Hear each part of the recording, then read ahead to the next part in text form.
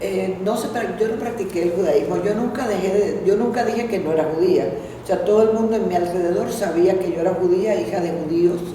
Solamente por el apellido era muy difícil, pues, esconderme, ¿no? Pero además nunca me interesó esconderme. Pero bueno, el apellido me delataba, aunque hubiera querido, el apellido me delataba. No practiqué durante unos años la religión, pero tampoco la negué nunca. Inclusive a mí me decían la polaca, me decían judía, me decían la rusa, o sea, siempre me mezclaban con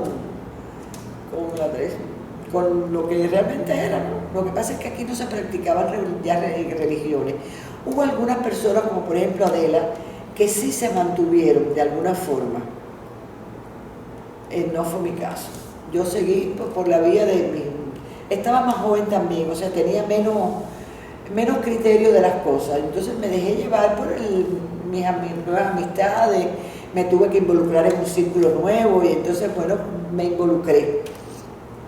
Yo pienso que si yo pudiera echar el tiempo para atrás, no lo hubiera abandonado tampoco nunca.